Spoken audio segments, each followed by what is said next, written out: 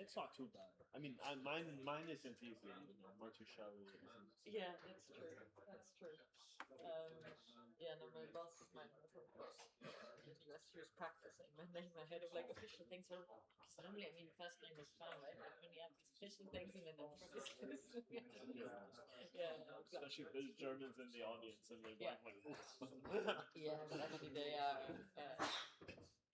very used to it, and you know, getting the name butchered. we don't not necessarily speak all languages. The joys of Europe. Yeah, exactly. And I always feel like when you end up in this language makes your English also deteriorates massively. Yeah. Because we just It's kind of European-ish. European-ish. Yeah. We can start.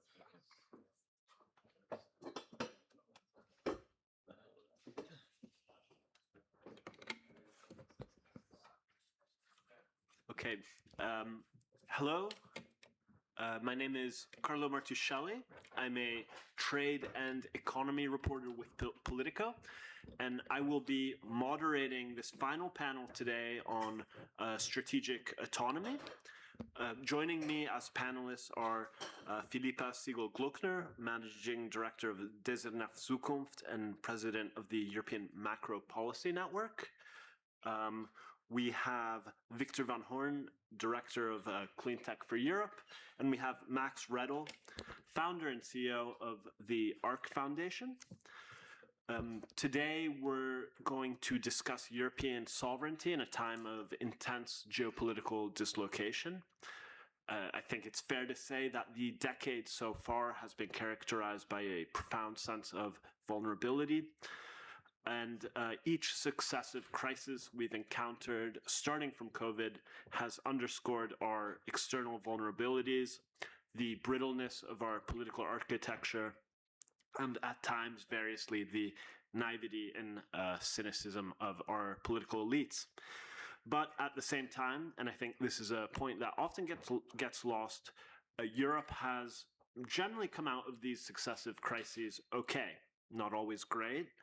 As the current difficulties in European manufacturing demonstrate, but avoiding the kind of general crises experienced in the aftermath of the great financial crisis.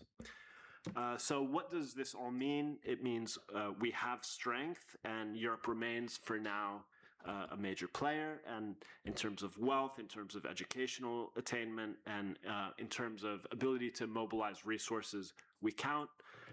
And our market is large, and that also gives us leverage. But as we know, there are important challenges in terms of turning Europe into a cohesive subject able to act on the world stage. One only needs to look at our half-formed capital markets union, our energy dependencies, or the gap between US AI labs and European ones to ascertain that. So today we'll discuss what assets, or chips as it was charmingly called in the panel description, Europe still has, and how it can best use these to build up its autonomy. I'd like to kick things off with a fast little warm-up question that I'll put to the panelists, and you can just answer in turn. And the question is, what do you think is Europe's greatest strength at the moment? So, Philippa, if you want to start. A fairly stable and predictable political system. I think we completely underrate that. Because we so much focus on economic strength, but we overlook the issues that both the US and China have.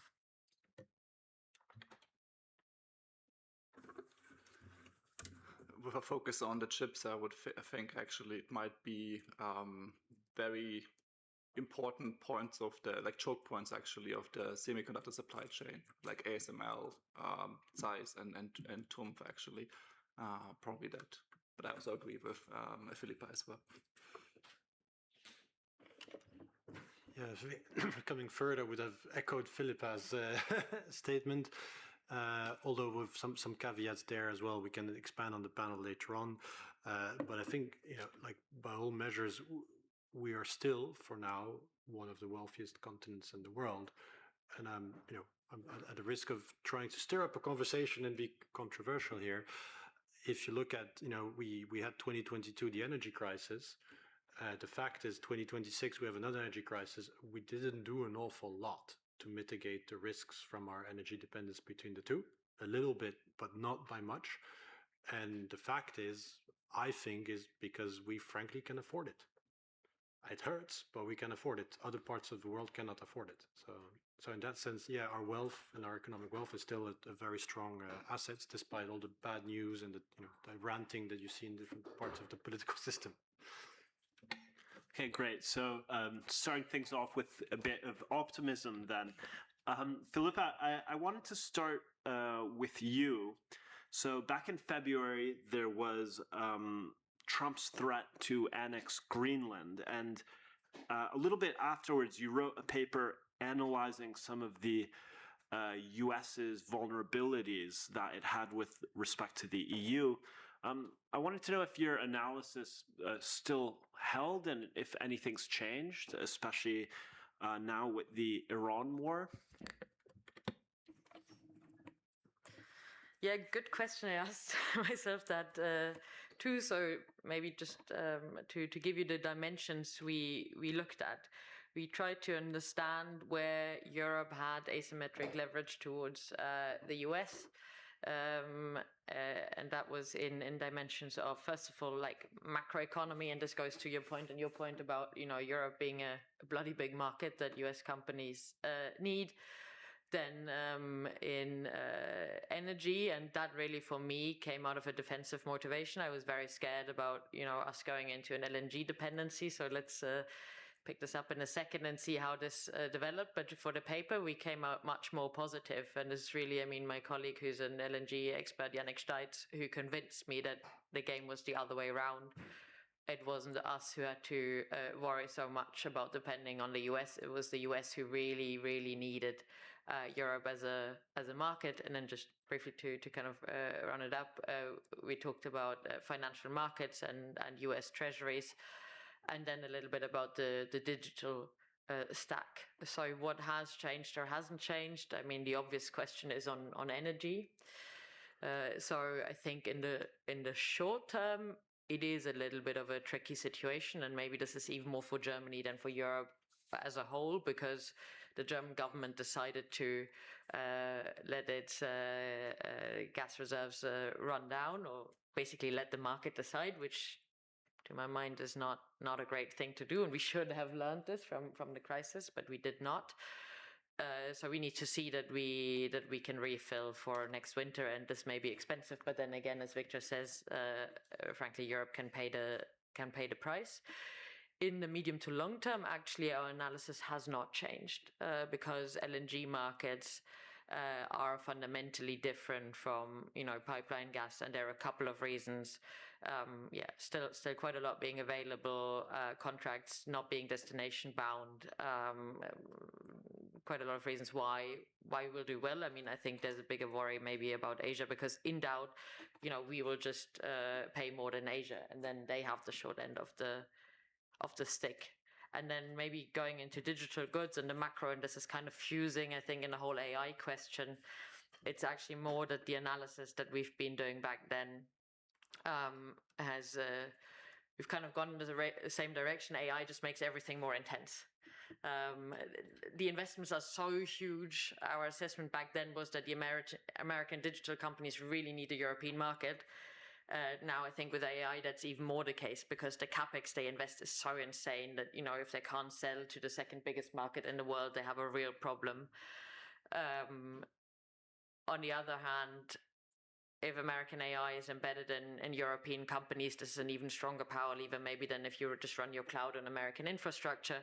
So it's basically everything is becoming more intense with AI, but I don't think that the balance is fundamentally shifted. And it's kind of funny because in the paper we also came out with ASML playing a fairly crucial role, and it was in the Trump paper, it was a little bit, yes, it's a great asset, but actually when you look at how Europe would be able to utilize it as a choke point at the moment, it's a little bit limited, because someone described it as a zigzag supply chain where different parts really cross the ocean a million times. So they are dependent on a US supply, and then it goes back to the US. So yes, that's where we have a potential lever, but we really need to work on that. And I think the current situation only reinforces that. Just a very quick question off the back of that. Do you think Germany should have a strategic reserve then of LNG? Like, I guess China has something similar, right? So I mean, we do have it. We were stupid enough to sell off our gas storage, but we bought it back. So we've learned a little bit from the crisis. Now we should only fill it. I think this would be a good idea. And then there's a question, I think there's actually quite a lot of spare gas storage capacity in Ukraine, which is not being used, which you could use to just like buffer a bit more. But yes, you should definitely have this. okay, great. So I do want to go back to AI, but before we do that, Victor, I wanted to pass the question over to you. We've seen the enormous potential liability that fossil fuels pose to the European continent,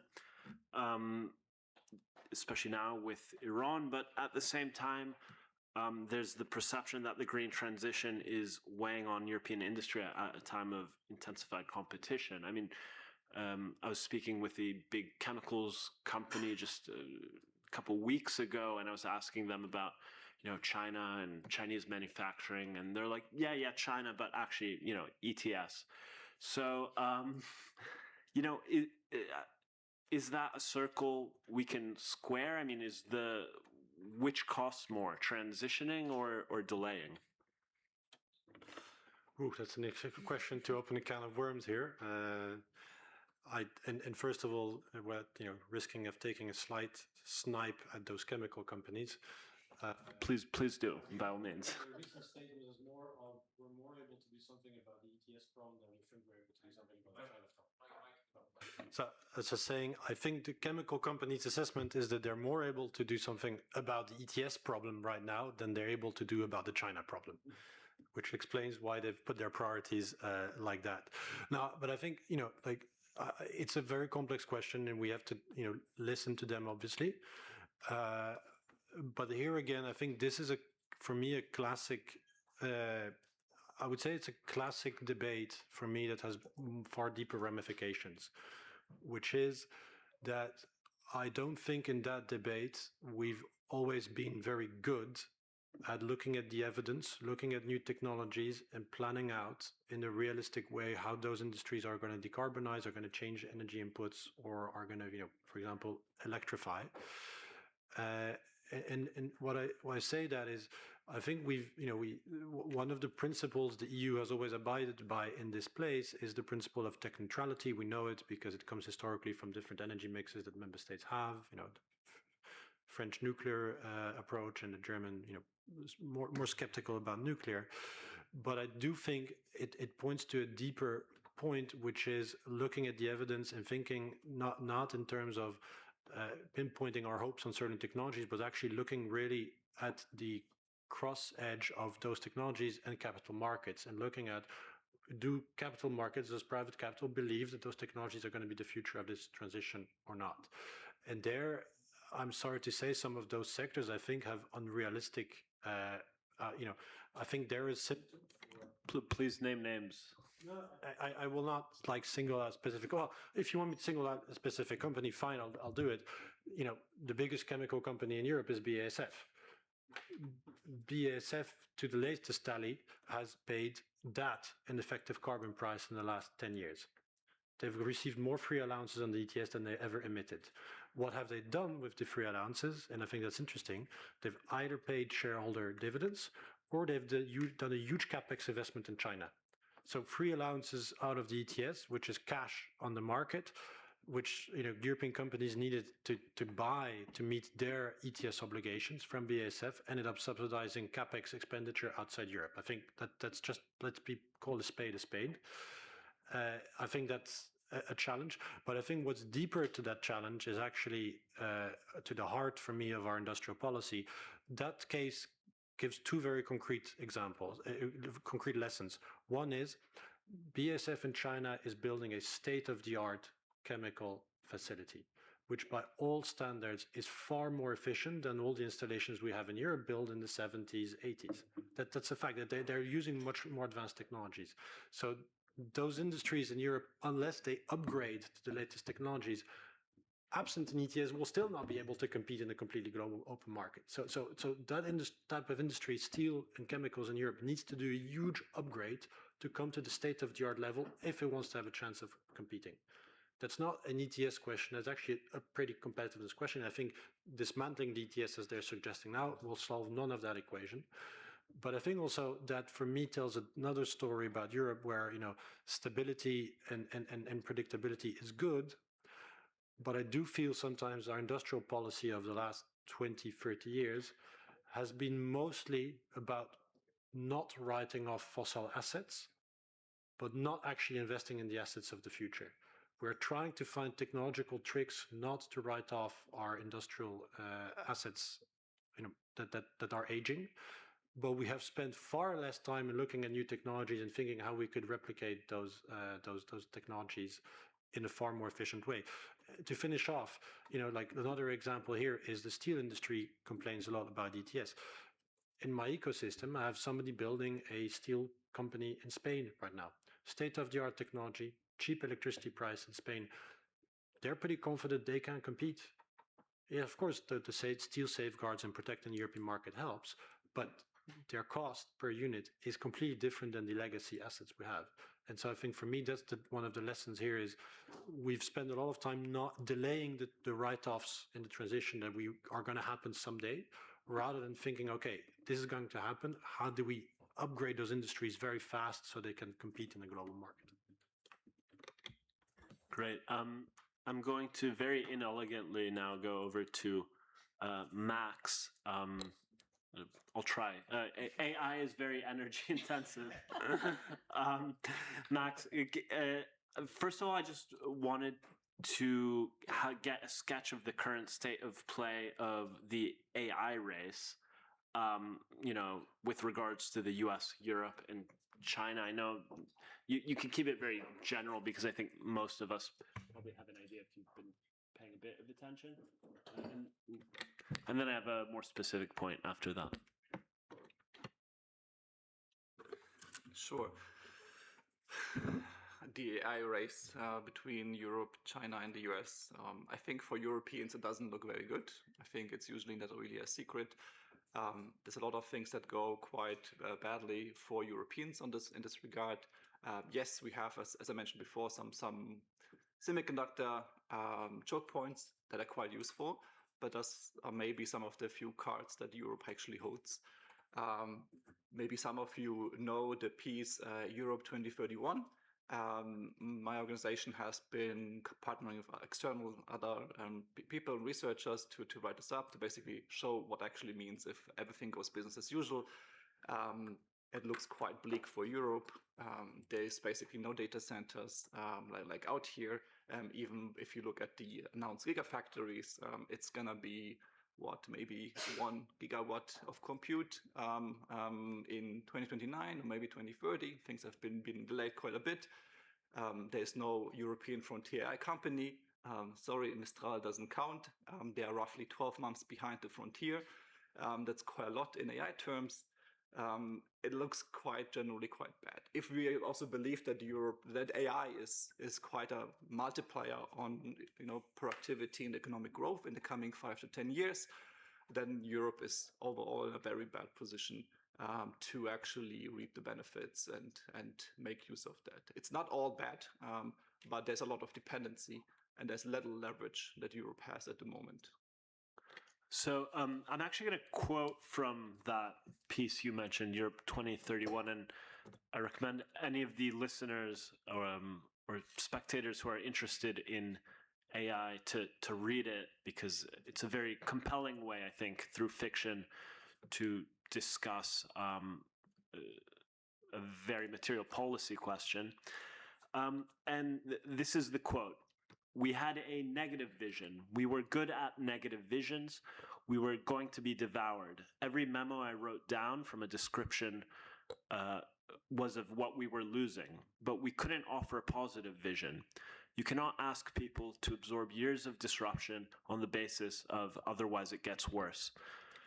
So I was wondering, what's a positive vision for European AI? I mean, you, I get why you want to concentrate on the negatives, and it makes sense because you need to tell policymakers, what isn't working. But what green shoots can you point to, or is there anything that is going well, basically? Yes. So it was actually considered to have two different endings to that, one that is negative and one that is actually positive. To be honest, we ran out of time, and B, it's much more contested to paint a particular picture, but many people can agree on the diagnosis, on the problem statement.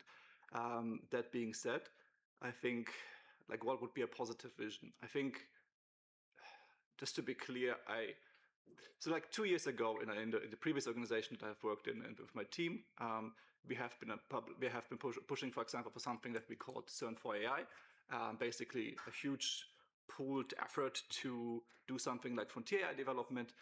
I think 2 years ago that made sense to have still a chance. Today it's probably very unlikely. So I think actually for Europe to focus on frontier AI development is quite a bad idea. Except if you have super much political will, everybody feels the urgency immediately, and people are willing to put 500 billion on the table for the next 4 years. I think then that's an honest attempt to actually try, but probably it's a bad idea. What can you do? What else can you do? You probably should focus on adoption and diffusion. I think that's quite important. You should apply it in science. You should basically make the most use of that. That's quite key.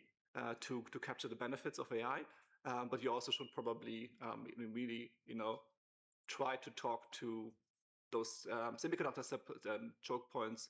ASML, for example, asked them what do they actually need to stay in Europe to expand, because there are issues, for example, of ASML being able to expand on the grounds of Netherlands is actually not really possible because there have been blocks basically for environmental reasons and for nitrogen reasons actually to build it out.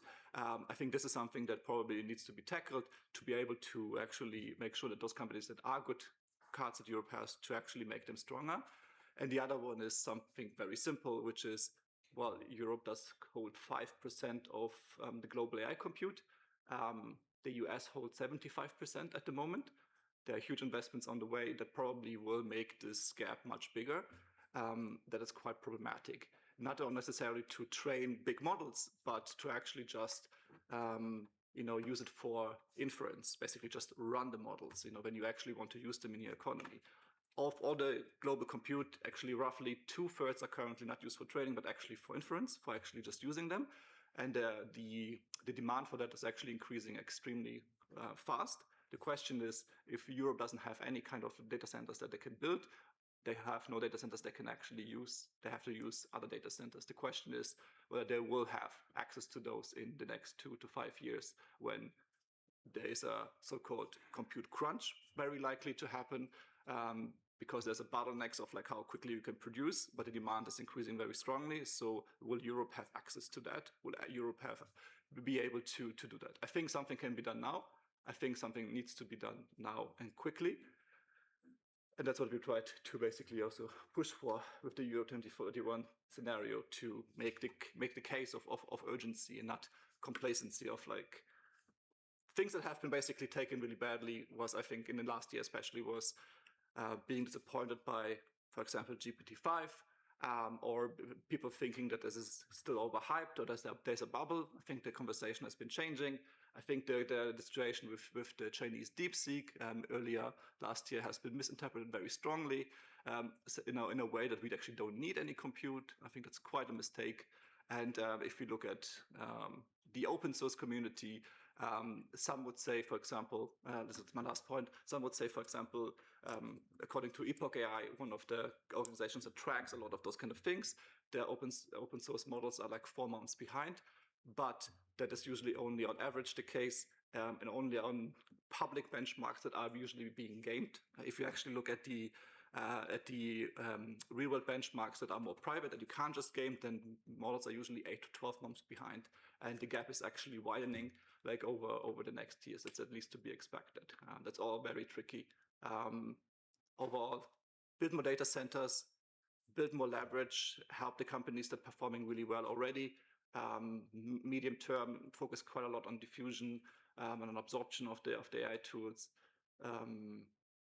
Yes, and probably you can't do this alone.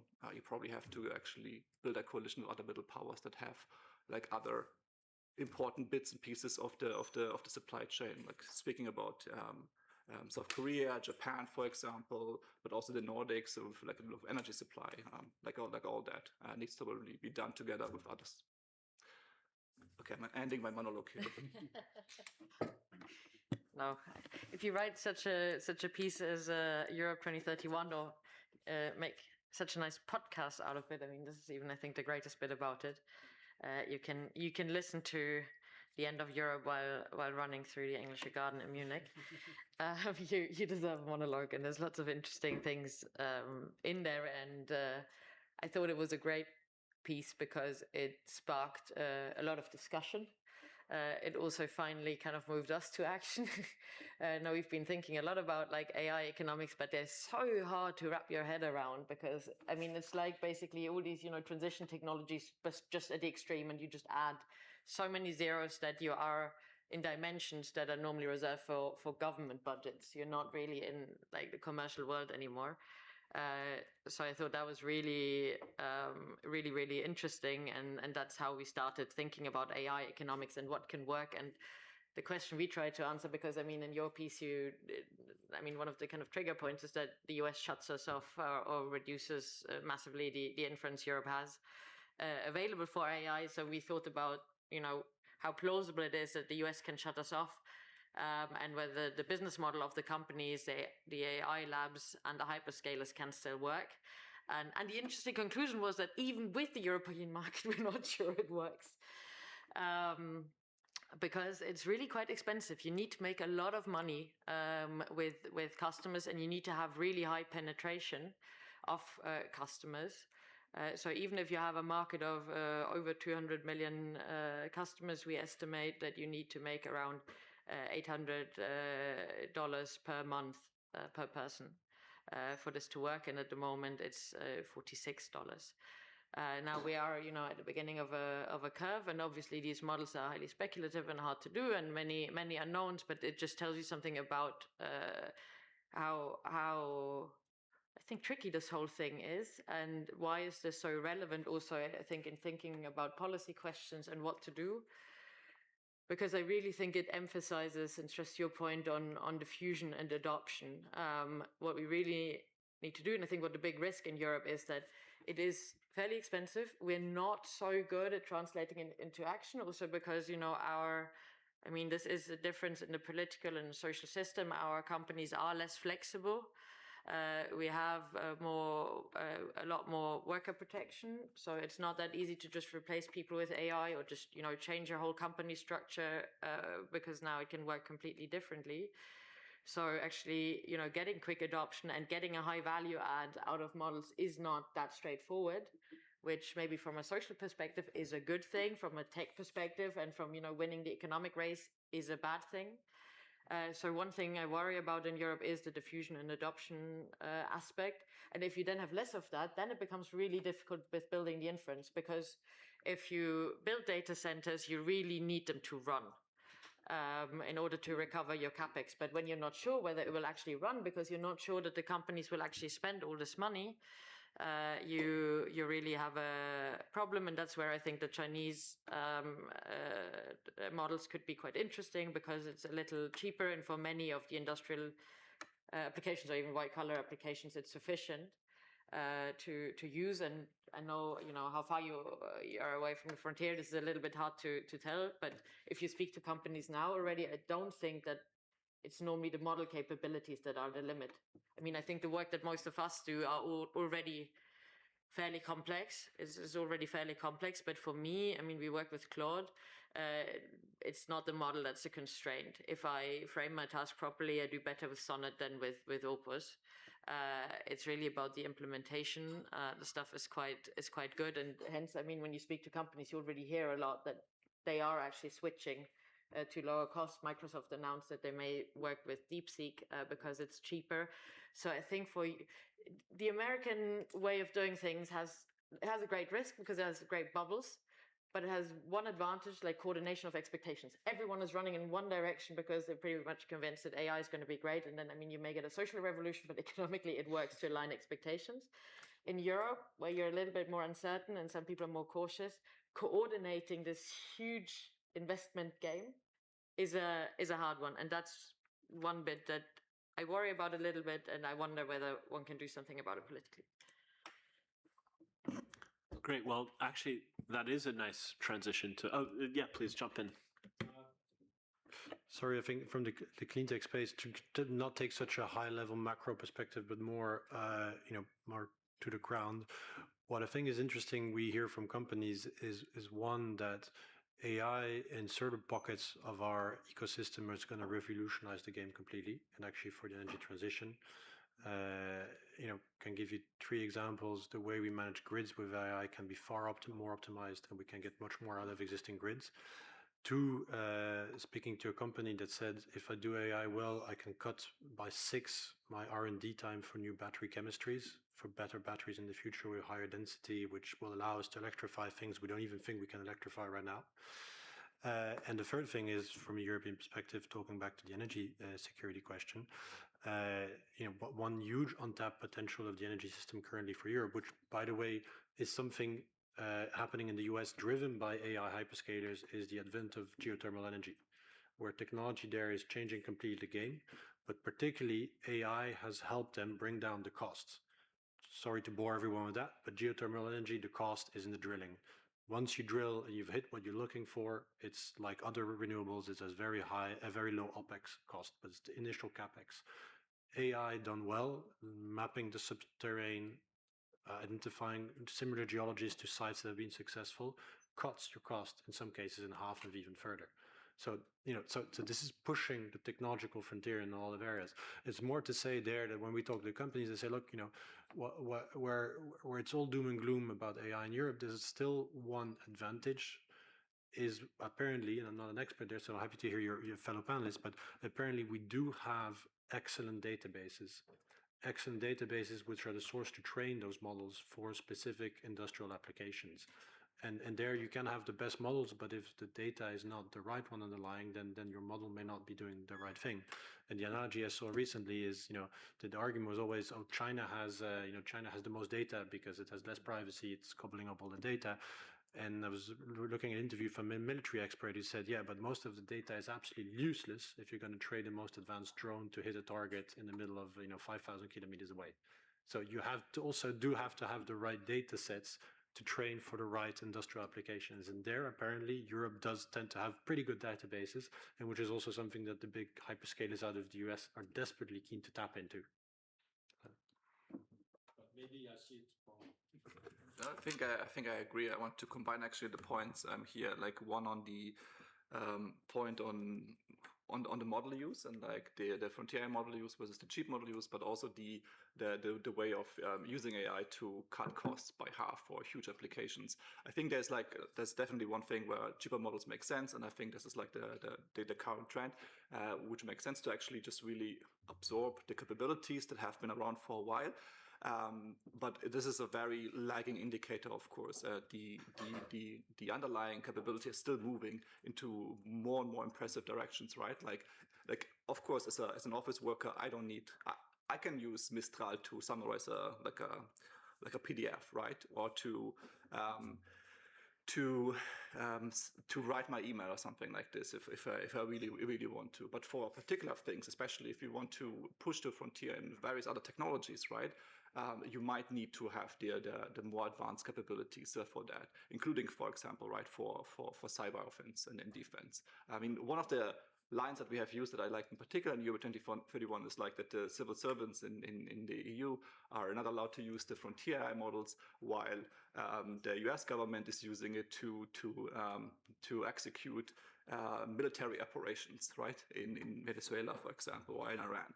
I think this is quite a difference, and I think this will actually probably compound quite a bit. I think it's like one thing to use the weaker models for particular things. This is another thing to actually have still access to the frontier AI to do the things that actually innovate like much faster, that actually accelerate your systems. And I think I'm concerned that we are like losing out in particular on that if we are not careful. Again, you cannot actually build frontier AI here because it's way too expensive, and we should have started like 5 years ago, probably, or at least 2 years ago. Yeah, I'm going to leave it at here. But what do you want to do? No, I mean, do you want to build a frontier model or not? If I would have 500 billion and more, I would probably give it a shot. But we probably don't have 500 billion to use. So it probably is more useful to build leverage on different levels, such that we can be economically relevant still in 5 years or 10 years. We have a seat at the table, and we also have a say in how AI and other technologies that result from that actually develop and actually affect us. And I'm concerned that we are not on track for that at all.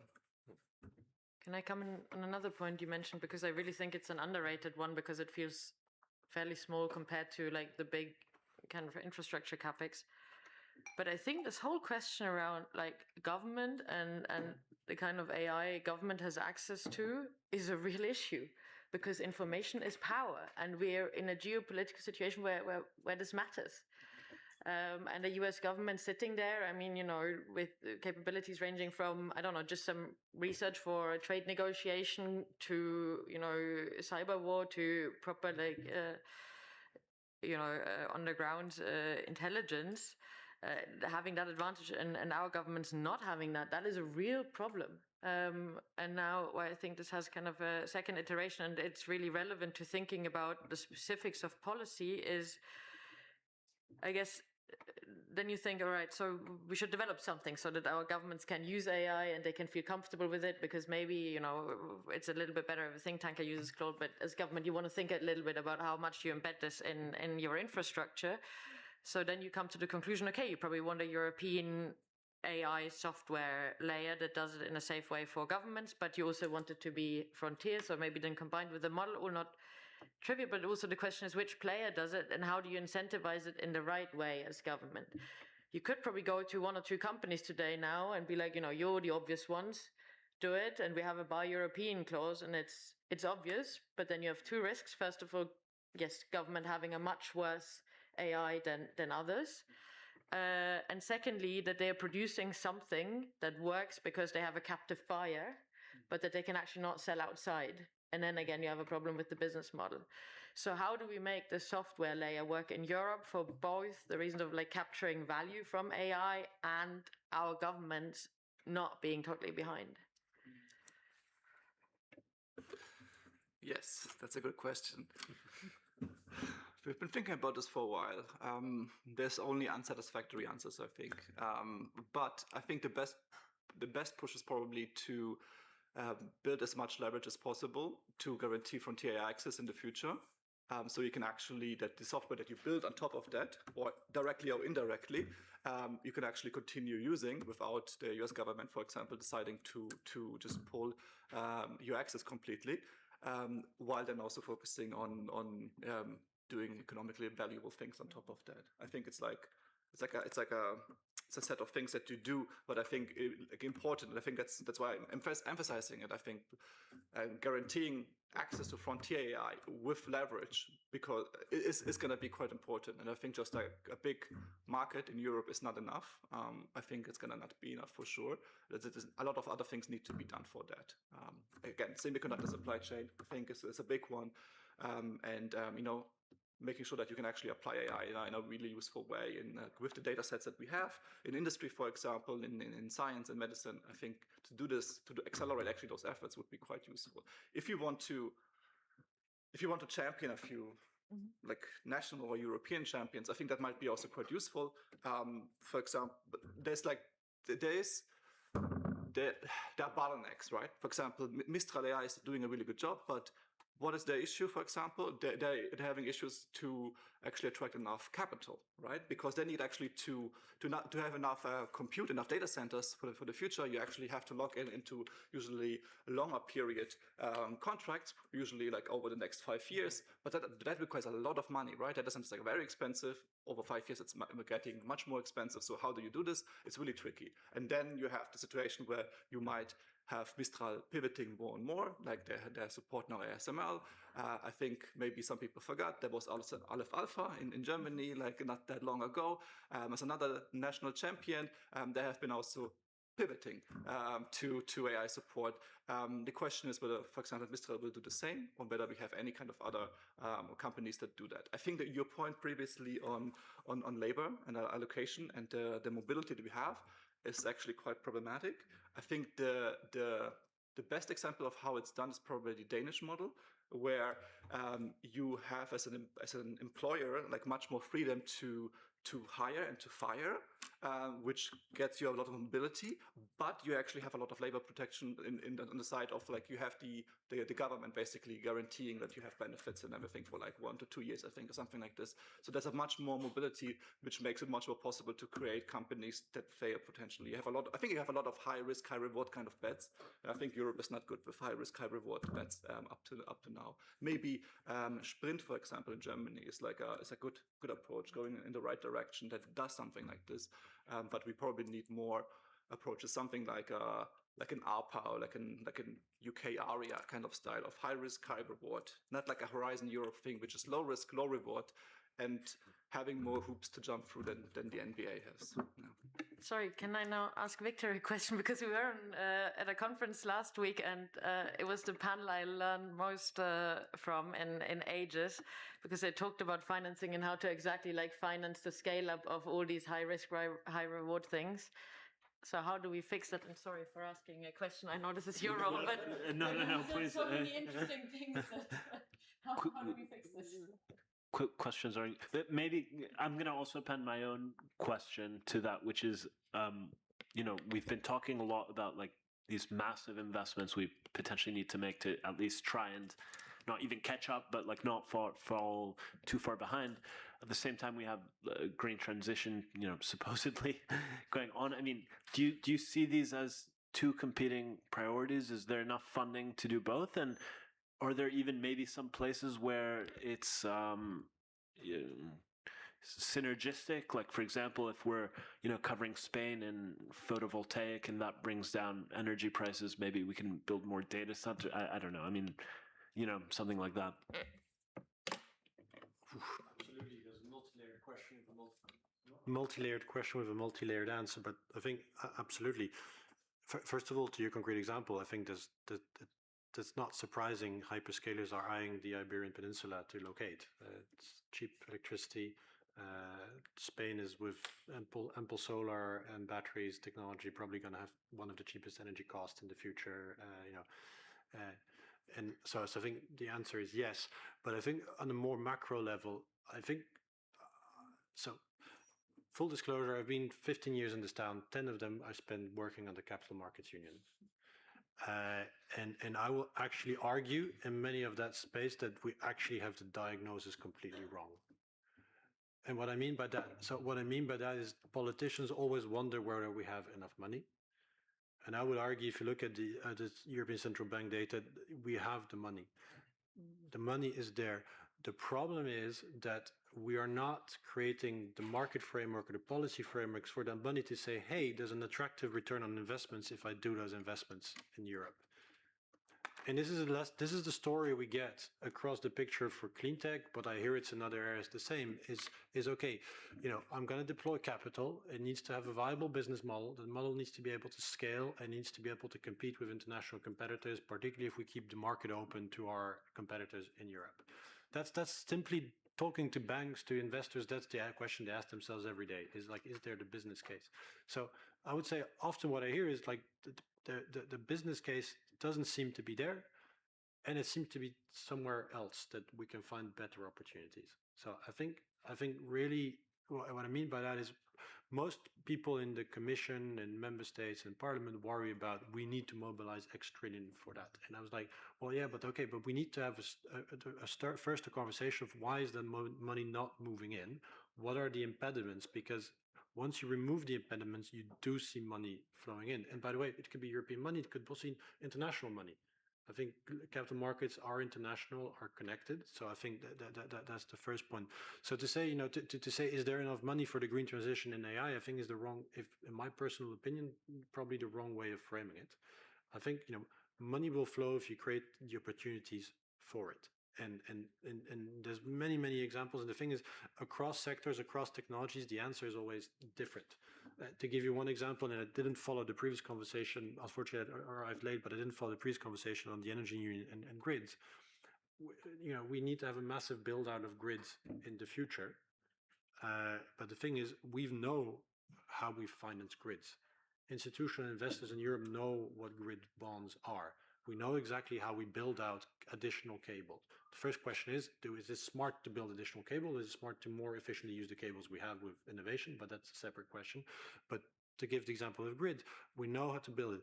The problem preventing at least the pension funds and insurance companies I talk to is they say, yeah, but if we're going to build out the grid, it's going to be a inflation hedged asset because the grid, it's essentially paid by the grid rates that people pay.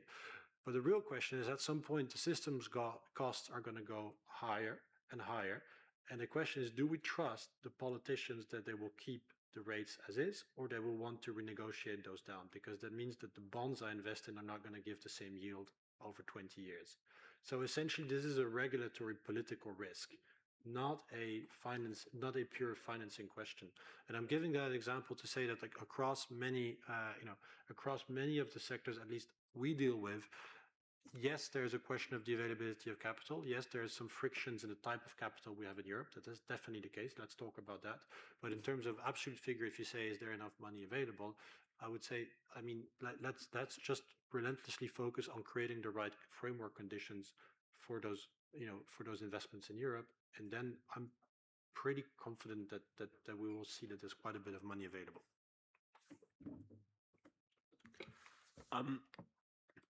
The theme of the panel is sovereignty, which is a political term. So I did want to also zero in on the politics of all of this. I mean, we're talking about AI transition and green transition as if the kind of political subjects to whom this is happening are kind of just passive, recipients of these transformations. So I have a two-part question I want to put to the panel. The first is just, how has the European political architecture, both, the institutional one, but also the kind of democratic one, the balance of forces, has that changed in, let's say, the past 5 years, and has it made Europe more prepared for these challenges? So that's one question. And then, I'll leave it there. Actually, I won't overcomplicate it, and just whoever feels like answering can jump in. I'll try to be brief. There actually is where I would say I have more worries and I'm less optimistic. And I'll try again. I'll start it from, I'll share my own experience. So my own experience might be clouded and might be informed. And so I'm very happy to be corrected otherwise by fellow panelists or people in the audience. But what I think we are in a particularly time of history with multiple crises, it's changing geopolitical landscape. We all know that. We don't need to rehash that.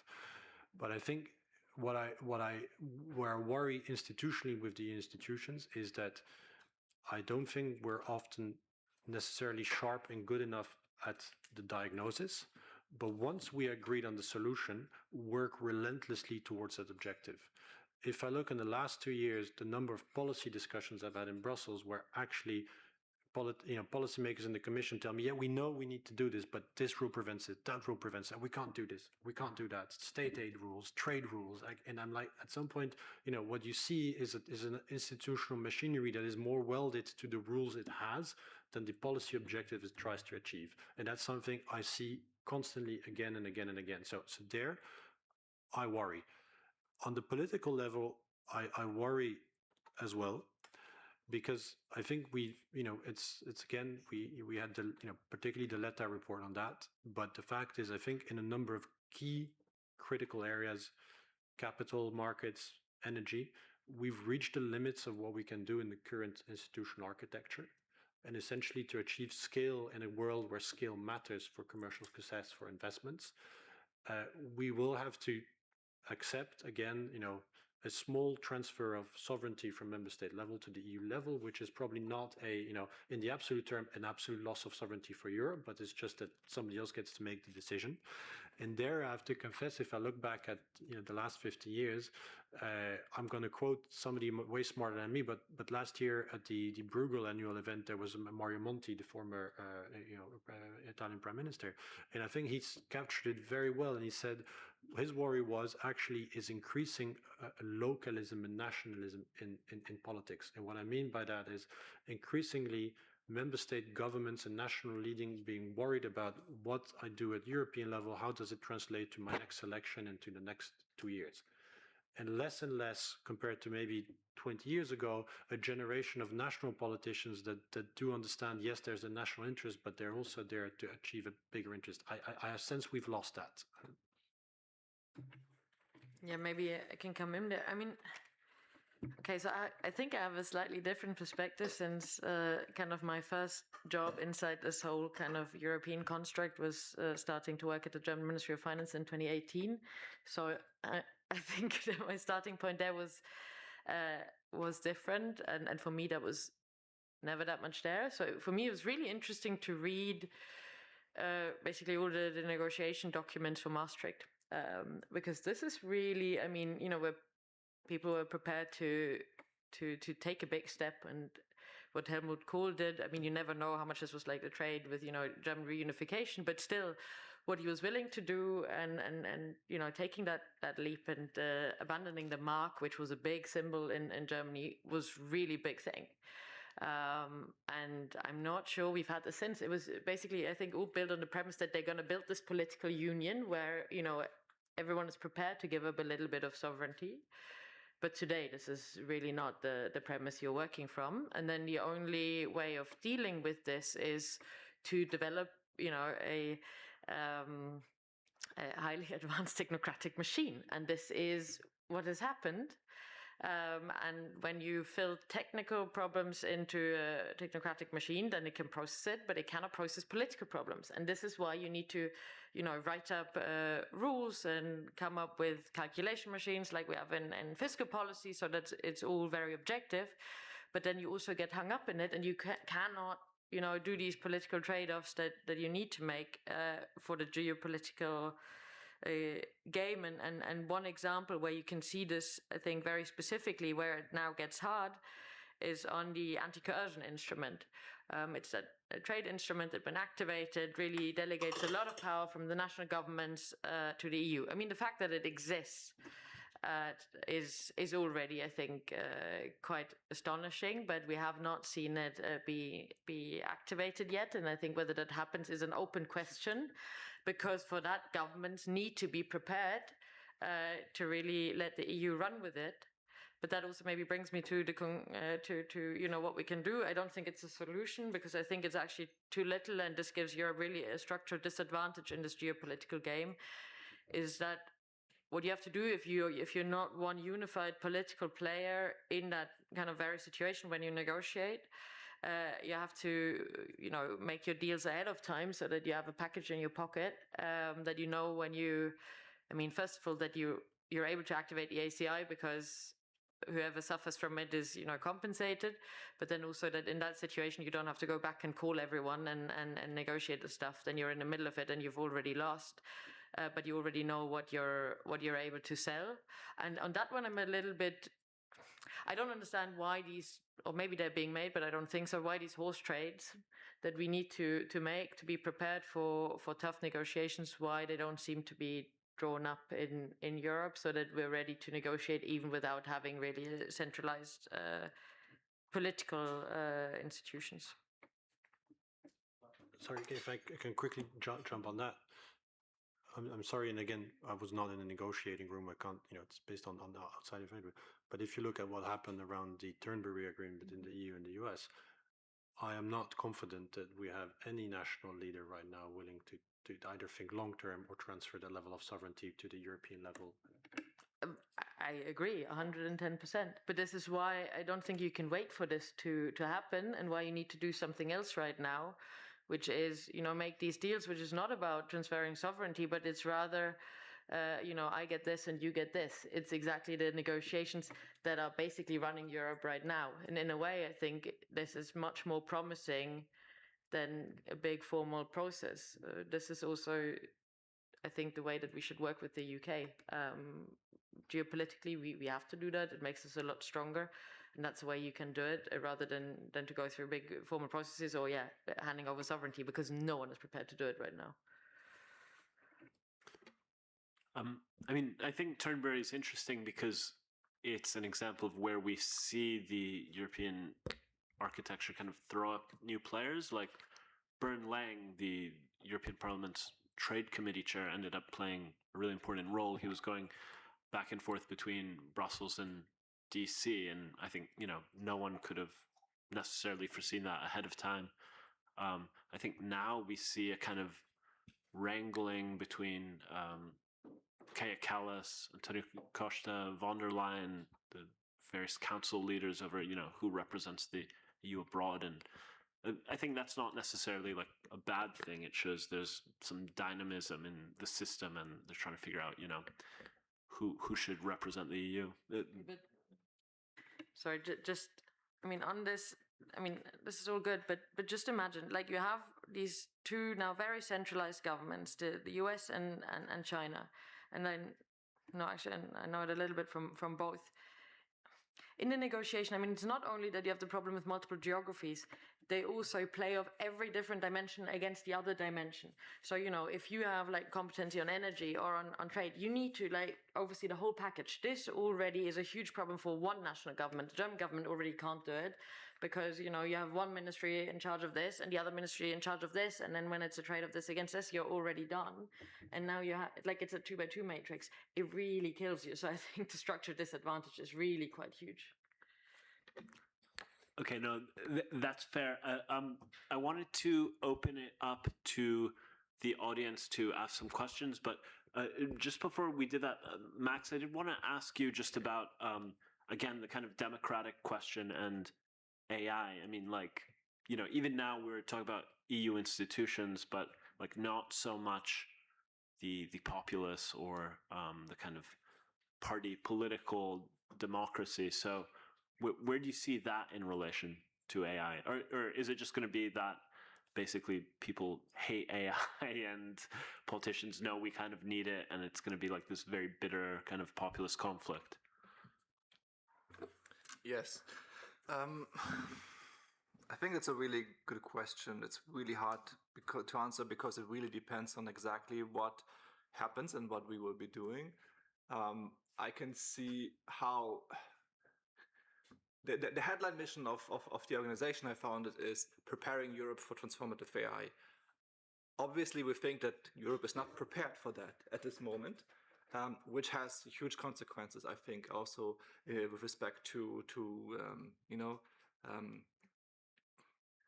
social dynamics, especially. I can see backlash to start. There's like a lot of stuff happening in the US as well, for example, right now. Some people hate data centers. This is quite flaring up. The question is, will something like this happen here? There's a distaste for AI-generated anything in some sub-communities. While, yes, from a government perspective, you don't want to miss out on AI development. You don't want to miss out on the economic benefits. So there's naturally this conflict on the horizon, and it seems like it's being mostly ignored. And then it will really depend what happens. I'm very concerned about technological unemployment over the next 5 to 10 years, especially. I think this will trigger like a lot of people extremely negatively. Probably there's like a bunch of other things that we're just not ready for. And to tie into the other points that have been discussed before, I think yes, our institutions are probably just very old, and they're not ready to actually be agile enough to adjust to all of that. I mean, even like, for example, something simple now with the Cloud and AI Development Act. I mean, you know, it's there's a proposal. It's great. Like, for example, something that we have been working on that got in was like data center acceleration zones. That's not going to be discussed now and negotiated for the next 18 months. If nobody starts actually building anything, then we wait for 18 months before this is resolved and to actually start doing anything. I think this is quite indicative of a lot of other problems where we maybe start discussing for a really long time without any action while AI is happening as well. And I think I'm probably in the camp where I even think AI is not a normal technology. I think it's a very transformative, and that will probably come, and we're just not ready at all to handle that. And that will also cause societal backlash, I think, as well, which just complicates the dynamics. It makes it even harder to govern or to apply industrial policy or do anything else that could be useful. Sorry, can I just again ask you another question? Because I mean, there's a big question of the impact on the labor market and whether we see similar things to what's happening with US data centers and local communities. But one thing that already seems to be there and has probably been there for the last couple of years, I mean, basically since the arrival of ChatGPT, is I think it has a massive impact on education. I mean, you talk to undergrad students, what do? They ask ChatGPT, like, what the essay question should be, and then they ask ChatGPT to write the essay. So they're really not learning very much. At the same time, I really do not need bad analysts on the team because I have Claude. What I need is really good analysts, and they are like 5 times more productive and really interesting, and maybe there you can do even more in the future because the cost of knowledge production is falling. But what do we do about this education problem that's already there, and I feel like hitting the current generation, also in an economic downturn, like full force? So see someone in the audience, so after maybe we can. Do you want to answer or no? Oh yeah, sure. I don't have an answer. I think yes, it's quite polarizing in a way. I think some people using it become much better at their jobs. Definitely see that, and some just take the simple way, the lazy way, basically, and therefore become not really fit to be part of the workforce, like of tomorrow. And like, yes, again, like our institutions are very old, especially I think the educational system. So we are like lagging strongly behind on having proper reactions to this. Like, how long does it take? But then also the mandate, the competency on education is of the member states. So everybody does it in a different way. Probably everybody is too slow. Yes, it's a huge problem. No answer. Gentlemen. Yeah, thank you. Howard Stieber from the eGov unit in the European Parliament. Just one thing. The anti-coercion instrument does not change the story fundamentally. In order to get away from a unilateral commitment to open capital account, you need to change the treaties. Even the anti-coercion instrument is only a temporary measure if you activate it. Yeah, so we have a treaty-based commitment to unilaterally open capital account. That is very, very strong. So treaty change, good luck. With just a comment. I have 2 questions for the panel. The one, 10 years ago, I was in a work stream at MIT on digital identity. 10 years later, we are nowhere. We are nowhere on digital identity, but we get agentic AI. Okay, so now imagine this situation: two agentic AI bots meet in a data center, and they start talking to each other. Friend or foe? Why should I trust you? Can I share my data with you? Yes or no? And here I'm talking still about a very benign case. I'm not talking about state terrorism, North Korea or Iran sending agentic AI to just do us harm. Yeah.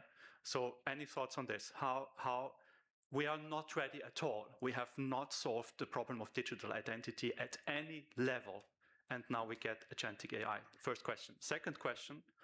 You mentioned Philippa in particular. You mentioned the powerful technocratic government that we have today all over the place. We have it in the US, we have it in China, we have it in Europe.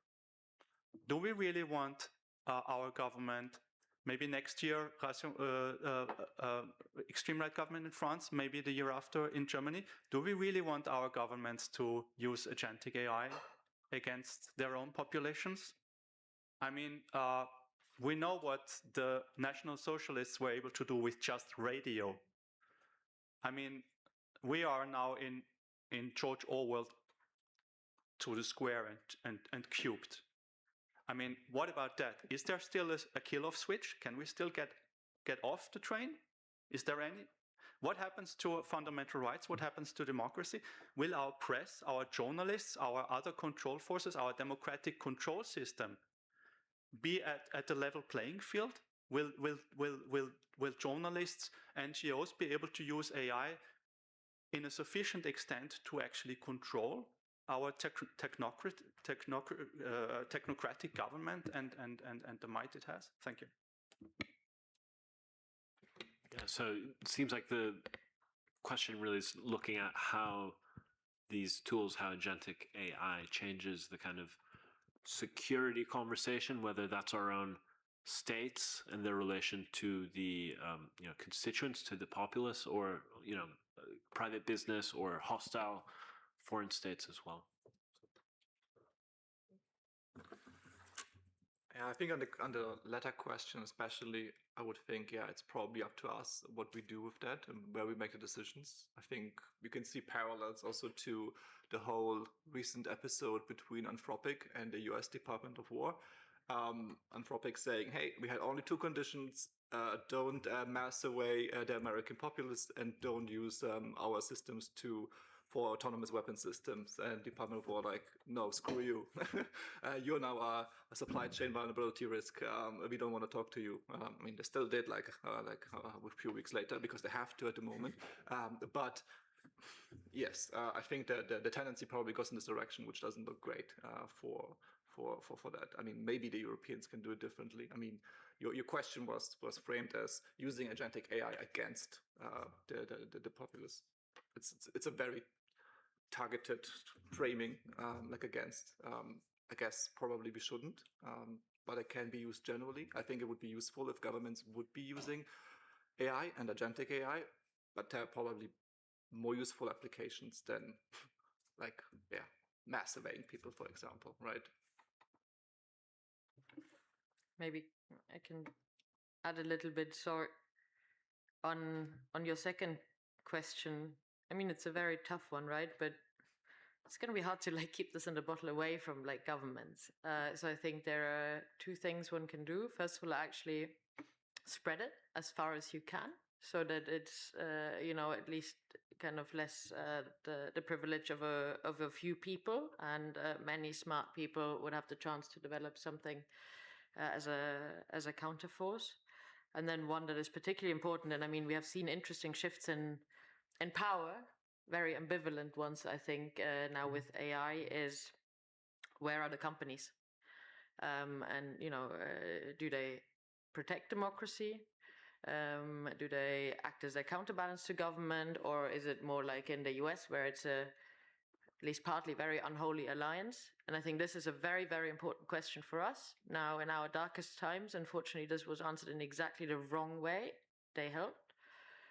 So that's why I think it's so important. I mean, beyond, getting the transition right and getting AI right, that all of us are actually in a very kind of intense dialogue with industry and with businesses. They need to think that democracy is a good thing for them, and we need to work together to ensure that we all remain on that side. Then just maybe briefly on your more technical question on agentic AI, I actually know someone working on exactly that research problem. Now, I don't know whether the research project is already public or not. So, but people are on it, and I think there are quite reasonable solutions to this. Yeah, actually, like how you do, basically they're using a different use case and now transplanting it to AI, so how they can recognize each other without, anyway. Can tell you more about it later. I just don't know what's public about it. It's actually also quite interesting to observe the agents in behaving, right? Like you can actually see that the problem that you posed as well. The problem that you posed before as well was like how two agents meet in a data center and they need to trade information or do something, like how does it work? Actually, we have observations now on that, and sometimes they are trying to trick each other like quite strongly, right? And then it's quite tricky, or like they create subversions of themselves to that they can trust more, supposedly. The whole thing of like how to create safe and reliable AI, let alone agentic AI, is such an unsolved technical problem, and we're not even close to solving this at all. I think we probably should invest much more money on that. And the companies, the leading companies that are working on that, they don't spend enough money on that, right? I think ballpark estimates say, like for example, like the big companies, Anthropic, OpenAI, etc., spend 2% of their budget on safety. The rest on just making the models more capable. I think that's a clear indication, which bodes quite badly, I think, for what probably will unfold. I think we have time for a last question. So I see a man in the white shirt. Thank you very much. I'm a lecturer at UC Louvain in international business strategy. I just wanted to react on the impact of AI on education. I think the negative impact of AI on education is quite overstated, and it really has huge boundary conditions, which basically depends on how professors and when professors want to revise the way they teach and the way they assess students, because, well, it's true, students do use AI massively, I would say, but in some cases that could be an enhancer of their performance and how they learn. So that was a comment from me, and I had a question on AI. I have a very general understanding, so it could be a very naive question from me, but I wanted to raise a point on data protection and the sovereignty, right? So much of it rests on the capacity of Europe to build data centers in the EU. Do you think it could be an option to ask US and Chinese companies to build data centers to force them to build data centers in Europe if they want to operate in the European market, and even add some local content rules to these investments? You know, we have cases in other industries and for other developing economies maybe, but we also have recent example with the Chip and Science Act of the US administration, right? So I understand there could be a very problematic, way of doing things for the European identity, which has always been an innovation powerhouse. But I don't know. Do you think it could be a desirable and feasible thing to do? Yes, I think it's a really good point. Basically, is it useful to partner with hyperscalers to build actual data centers here? I think the knee-jerk reaction is usually no. Like, how is that sovereignty, right? Which kind of makes sense. But then you have to look at also, can we do it quickly? And I think that's a tricky question. Actually, building data centers is really hard. You need like really particular expertise. Permitting can take up to 4 years in Europe, in parts of Europe at least. That is probably going to change. But you also need huge investments, right? That may be for various reasons that the EU cannot bring up quickly. So maybe actually building data centers with hyperscalers together makes sense. I think you don't have to force them at all. I think they would be quite open to that. So hyperscalers means like Amazon or the American companies. Exactly. The really big companies that build usually data centers. Yeah, I think they would definitely do this. And I think actually from a sovereignty perspective, it's still useful for us actually, because you still build leverage, because they actually have a financial stake then, those companies, that is in Europe, that is physically here. That relates also to cutting off, for example, access, right? Which is very bad for the financial stakes of those companies, which then can lobby, for example, the US government or others to not actually do this. I think it's not the best solution, but we might have to consider this option if we want speed as well. I mean, it will totally beat them, I think. And they will do it The question is how quick they can do it because of permitting issues. It's not really a financial issue because it makes sense. You want to, for the usage of data, you want to build the data centers close to where it's being used. Now there is a question around energy prices, but actually that's not the big lever because energy is around like 10% of the cost, which is already really high. I mean, this is like aluminium or like base chemicals, but think about your revenues and how much more important the revenues are. If your 10% share is up or down a little bit, this has a much smaller impact than the revenue side. That's why I'm so worried about uncertain adoption, because then you're not going to spend this big money. But the business case, I think, generally is there. The question is, can you do the permitting? So I don't think European money needs to go into this. But the problem is that this doesn't solve your problem. Because there's the American Cloud Act, which has already been there before. So actually, all of us that work on Google Cloud or Amazon Cloud, whatever, AWS, already have a problem because the Cloud Act and European data protection they clash. The Americans can demand access to any data from an American company, regardless of where it's stored in the world. Now, they haven't really made use of this in the past. So this, to me, there is already like a little bit of a digital war going on, right? Europe, like finding US companies, for breaches of GDPR. Americans then, establishing laws that are problematic, but there hasn't been an escalation so far. And I think everybody's kind of betting on that escalation not to come.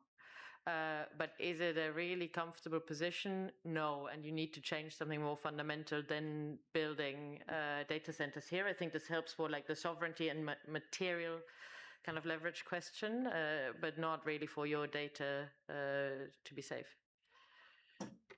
Okay, great. Well, we are at time, so I'd like to thank the panelists for joining me today. Just reflecting on how the panel went, it's interesting it became an AI discussion because we didn't plan that from the outset. With AI, it strikes me that right now sovereignty lies with private companies, very large private companies. But more fundamentally, there's something about AI that just strikes me as kind of anti-sovereign, given it's a kind of alien intelligence in a sense. So that's my cod philosophical way to wrap up the panel. And thank you very much. Can I just, one last comment, since the team has worked so hard. You wrote this brilliant piece, Europe 2031. The colleagues worked like crazy to build a model and calculate all the stuff. And they also did an English translation within the last couple of hours. It's online now, and on our website is the response to their paper in English. So you can pick it up and weigh the arguments against it, and we can all have more fun discussing AI.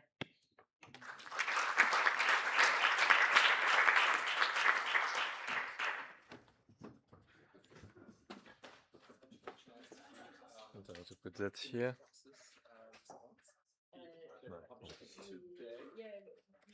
He sent it to us yesterday, so I started reading it, but I haven't. The conference is over, but you can join us for a drink outside. Thank you.